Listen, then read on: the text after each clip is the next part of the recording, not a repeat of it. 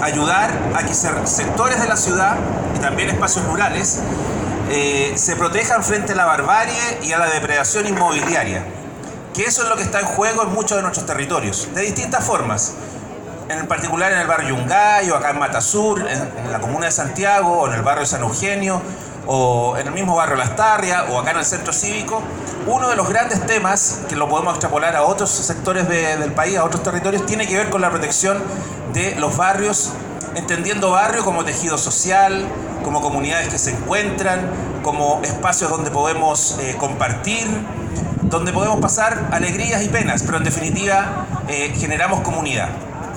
Eso se destruye, y todos lo conocemos con este modelo de guetos verticales, inmobiliarios, de destrucción inmobiliaria, se destruye al momento en que estos capitales se apropian del territorio, destruyen ese tejido social, destruyen lo material, esas casas, esos lugares, y dan paso a una vida completamente acorde a este modelo neoliberal, individualista, que es el modelo que se ha tratado de impulsar. Entonces, el año 2009, luego de 3 años de buscar por ahí, por allá, conocer esta ley y ver que había una hebra que podíamos tomar, en el barrio Yungay decidimos avanzar para poder sacar adelante la protección del barrio frente al gran capital inmobiliario. Y en enero del 2009 se logró que 103 hectáreas de este barrio se declararon zona típica, que es la categoría que protege un polígono,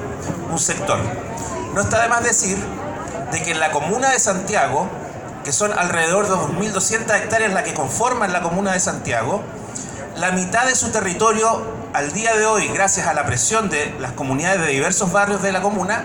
están declaradas zonas patrimoniales, ocupando esta ley de monumentos nacionales. Entonces ahí es parte el origen de nuestro movimiento, que luego se transforma de una organización territorial local, de barrio,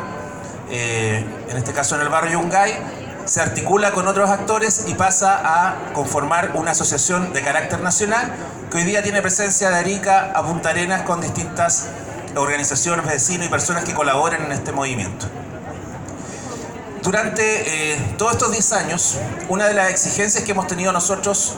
y nosotras ha sido cambiar esta ley, porque si bien le ha servido al mundo popular para enfrentarse al capital inmobiliario y en otros casos para enfrentarse a los proyectos de carreteras o los proyectos mineros que destruyen territorios donde hay restos, por ejemplo, indígenas, etc., la ley ha servido para poder oponerse.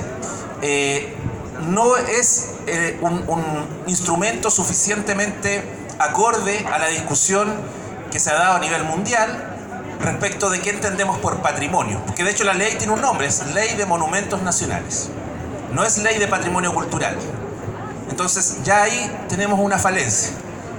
con todo lo bueno que yo les estoy contando. O sea, nos ha servido para frenar el capital inmobiliario y la destrucción de barrios. En Santiago la mitad de la comuna está protegida con esta ley, pero no ha sido suficiente. Entonces en ese marco es que una de las demandas que ha habido es que se genere una nueva ley, una ley que proteja el patrimonio cultural en una visión amplia, entendiendo esto por lo material, por lo inmaterial, o sea, el tejido social, las tradiciones, las costumbres, etc. El patrimonio natural, recordemos Hidro Aicén 2011 y recordemos la lucha que se da hoy día en distintos lugares a propósito de espacios naturales que están siendo o tienen el peligro de que se instale una termoeléctrica o se viole, digamos, la riqueza y biodiversidad que hay en esos territorios a partir de grandes proyectos mineros, etc. Entonces, esa necesidad llevó a que durante el año pasado, el año 2018, y en un correlato de acciones durante los 10 últimos años, en nuestro caso como Asociación Chilena de Barrios y Zonas Patrimoniales, a proponernos realizar, escribir y presentar un proyecto de ley de patrimonio cultural.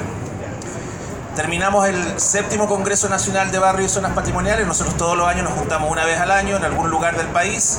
El 2018 fue en Antofagasta, el 2019 fue en Chonchi, en Chiloé, el próximo año va a ser en Playa Ancha, Valparaíso. Es una cita nacional, un congreso nacional donde compartimos experiencias de distintas organizaciones para enfrentar los problemas locales y los problemas nacionales, para construir una agenda común y para compartir en la práctica en una escuela popular que se transforma este congreso las distintas experiencias, los aprendizajes, los errores, los aciertos. Entonces, a partir de esa experiencia de congreso tras congreso y enfrentando la coyuntura y el debate en torno a diversos temas que afectan el patrimonio de nuestro país, el año pasado decidimos avanzar en generar un proyecto de ley. Y eso para nosotros es muy importante. Pensemos en este momento constituyente. Nosotros el año pasado dijimos, bueno, no queremos que nadie haga la pega por nosotros. No creemos que los parlamentarios sean capaces de entender el trabajo a nivel patrimonial como lo entiende el vecino del barrio A, B o C que ha luchado por proteger ese sector, ese territorio. Por tanto, quienes están mandatados a escribir una ley, aunque no exista iniciativa popular de ley, somos nosotros mismos. Y en función de eso, el año pasado hicimos un ejercicio, yo se lo transmito porque creo una experiencia importante para la diversidad de movimientos que componen este espacio de unidad social y en general los espacios que nuestro pueblo se ha dado en estos días, cabildos, asambleas, etc. Entonces terminamos el Congreso con una serie de acuerdos generales el año pasado, esto fue en junio, y desde junio hasta octubre realizamos cerca de 70 reuniones en distintos lugares del país con distintas comunidades y avanzamos en la elaboración y escritura de nuestro puño y letra con nuestras comunidades tomando acuerdos de un proyecto de ley. Ese proyecto de ley se lo entregamos en una primera instancia a los asesores de 10 diputados de distintos partidos políticos y les dijimos, bueno, este es nuestro proyecto de ley, les pedimos que, como no somos expertos en leyes, pero sabemos leer y escribir, por tanto podemos escribir, les pedimos que nos digan si esto está en contra de alguna norma constitucional, para que si eso ocurriera en el proyecto, cambiar ese párrafo, esa línea, reformularlo para que el proyecto pudiese ingresar. Bueno, se hizo ese proceso y el 11 de octubre del año 2018 nosotros ingresamos el proyecto de ley, un proyecto de ley de patrimonio con la firma de al menos 10 diputados y diputadas, en la cual estaba nuestra visión de lo que queremos en los territorios, de cómo se debe proteger esa cultura, esa identidad, esa historia, esa memoria, la expresión material y la expresión inmaterial de lo que entendemos por patrimonio. Definimos lo que para nosotros era patrimonio, dijimos, bueno, hoy día la ley de monumentos tiene 5 categorías de protección, nosotros las ampliamos, dijimos que caía de cajón, que había que al menos avanzar o intentar definir la protección como categoría del patrimonio indígena, del patrimonio ligado a los sitios de memoria, que hoy día son cerca de 40, que están protegidos por la ley de monumentos nacionales como monumentos históricos, pero que nosotros vemos de que no es suficiente la protección como monumento histórico, sino que hay que crear una categoría especial denominada sitios de memoria, y que las comunidades puedan postular y por tanto proteger esos lugares. Bueno, escribimos el proyecto, lo ingresamos, nos sacamos las fotos que correspondían en Valparaíso al ingreso, pasa el primer trámite constitucional, se acepta el proyecto, ingresa a la Comisión de Cultura y lo que nos ocurre ahí, a propósito de lo que pasó hoy día, es que diputados y diputadas que están en la Comisión de Cultura,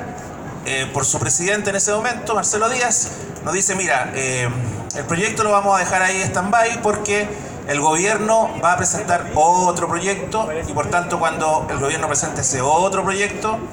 vamos a empezar a discutir los dos proyectos. Bueno, nosotros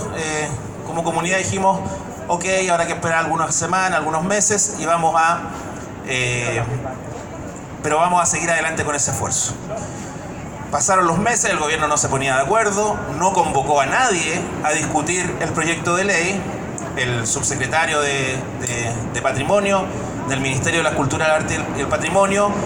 llevó adelante este proceso con un equipo a puerta cerrada, digamos, y el 17 de junio de este año ingresa un proyecto de ley de patrimonio elaborado por el gobierno de nuestro país. Bueno, se inicia la discusión, al momento de ingresar se hace público el texto. Las diversas organizaciones que somos parte de este movimiento, tanto a nivel territorial como a nivel del mundo de los trabajadores del Ministerio de la Cultura, el Arte y el Patrimonio, a nivel de la red de sitios de memoria, el Colegio de Arquitectos, el Colegio de Arqueólogos, bueno, todos los actores que quisieron involucrarse empezaron a leer y ver cuál era la proyección de este texto que proponía una nueva ley de patrimonio. solicitamos audiencias en el Parlamento, en la Comisión de Cultura, y poco a poco cada actor fue tomando posición. Y la posición fue increciendo, de que no nos gusta tanto este proyecto, en realidad no nos gusta nada, en realidad es un proyecto malo, en realidad es un pésimo proyecto. Y eso nos llevó a que a los pocos meses, en agosto, ya constituyéramos una organización, así como existe hoy día Unidad Social, con su bloque cultural y de patrimonio, que es parte del área ligada a ese tema. En ese momento dijimos, bueno, hay que convocar a todos los actores que quieran expresar su opinión y coincidir en la crítica que pueda haber a este proyecto de ley. Formamos un frente por el patrimonio. Ese frente por el patrimonio nos llevó a emitir una declaración de rechazo, justo en el momento en que además el gobierno, cometiendo un error garrafal, le pone suma urgencia a un proyecto que no había tenido discusión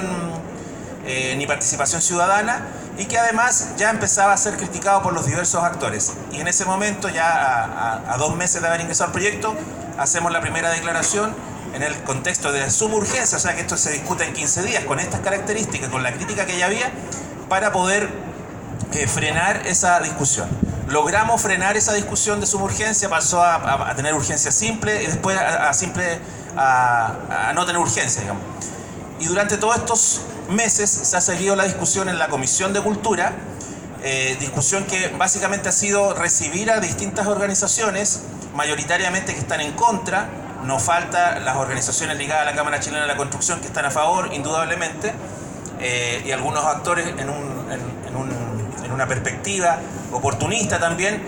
se ponen del lado de la propuesta del gobierno, pero pese a todo eso hemos ido consolidando un grupo de actores del mundo social, patrimonial, de rechazo a este proyecto. ¿Por qué rechazamos el proyecto de ley? El proyecto de ley del gobierno, lo que en la práctica viene es a consolidar una serie de proyectos de ley que van en la misma dirección de consolidar el modelo neoliberal. ¿Cómo se consolida el modelo neoliberal? Por ejemplo, en el ámbito de la vivienda, con el proyecto de ley de integración social urbana, que le entrega beneficios a las inmobiliarias y que dentro de esos beneficios barre incluso con los barrios que están hoy día protegidos patrimonialmente en esta lucha que hemos dado durante 14 años. Pero ahí, ayer tuvimos una buena noticia que hay que saludar, que ayer logramos que en el Senado, ya casi en el último trámite, en el minuto 90, gracias a la movilización de millones en Chile, sobre todo de nuestros estudiantes, y a la persistencia de nuestras organizaciones, el Senado, la Comisión de Vivienda, haya señalado ayer formalmente que el proyecto se detiene y no se va a discutir. Por tanto, eso es un triunfo para nuestras organizaciones. La Ley de Integración Social Urbana se detiene gracias a la movilización de nuestras comunidades, de nuestros estudiantes y de este estallido social. Entonces, hay un primer triunfo, pero esto tiene que ver con una perspectiva neoliberal de cómo construir ciudad, de cómo ir de alguna forma generando, digamos, un modelo individualista, de mercado, etcétera, en todos los ámbitos de la vida. La vivienda, ya conté ese caso. También tenemos por el lado del medio ambiente, proyecto de ley. Tenemos por el lado de patrimonio, este proyecto de ley de patrimonio. Entonces, este es parte de un engranaje mayor. Y por eso es tan importante que hoy día se mantenga este rechazo y que podamos avanzar en que este proyecto se haga de cero nuevamente, pero con participación ciudadana vinculante de nuestras organizaciones, de nuestras comunidades. La principal crítica que hay al proyecto tiene varios niveles. Un nivel tiene que ver con las propuestas que hay a propósito de